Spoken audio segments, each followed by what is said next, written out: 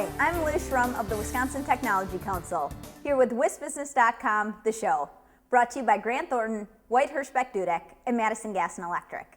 On today's show, Tom Still, in his commentary, talks about petaflops, teraflops, and exaflops. Intrigued? Learn why there's a Wisconsin connection. And Jeff Madden, construction executive for Mortensen Construction, talks about the industry climate as well as some tech-related projects on their job board. I'll be right back with the WisBusiness.com stock report for late July. When someone you count on anticipates your needs, your job becomes a whole lot easier. Grant Thornton clients get advice and recommendations from partners in the U.S. and through member firms worldwide. Grant Thornton. Here's the WisBusiness.com stock report. Rising Water Tech. A fourth annual water summit in Milwaukee draws interest from the gubernatorial candidates and shows progress on jobs. California-based American Microdetection Systems, which has developed an instrument to electronically check water quality, announces an operation in Milwaukee, while a water testing firm based in northern Wisconsin's Crandon touts its move to Waukesha County. All three candidates commit to making Wisconsin a hub for water technology and research, and not just in the Milwaukee area. And falling, the banking industry. A recent survey by the State Bankers Association shows continued angst about Washington, D.C. regulation and the state of the economy. Bankers say demand for commercial and other loans remains weak throughout the state. And nearly 80% of respondents predict that economic conditions will stay the same in the next 6 months. State bankers also say the new federal financial reform law could hit small banks hard. They say the bill will increase their costs and could force them to charge for services that are currently free. That's the WisBusiness.com stock report. Go to WisBusiness.com for more on these and other stories. Tom Still's Inside Wisconsin commentary is next. White Hirschbeck Dudek represents companies at all stages of development and in a wide range of industries to navigate the legal challenges of regional, national, and global growth. At WHD, every stage takes center stage. And now, here's Tom Still with his Inside Wisconsin commentary.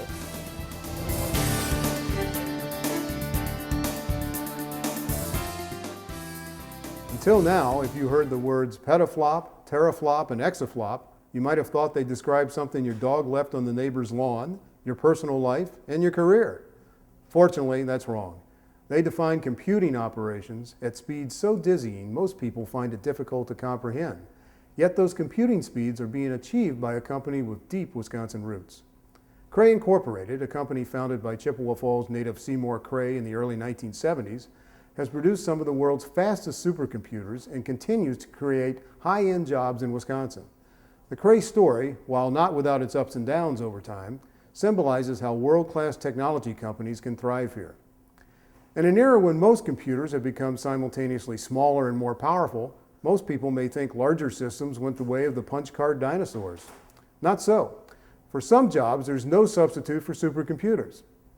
The Cray Jaguar, in operation at Oak Ridge National Laboratory in Tennessee, was rated the world's fastest supercomputer in an industry report earlier this year.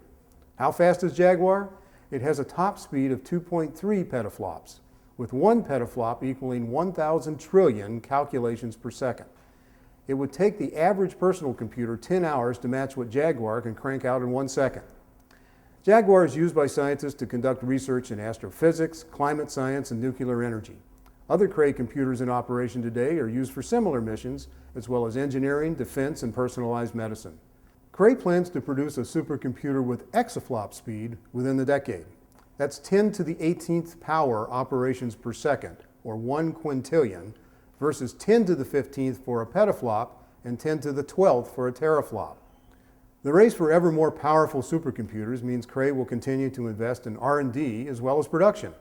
With 880 employees worldwide, the publicly held Cray Incorporated has about 250 employees in Chippewa Falls, where all of the company's manufacturing takes place.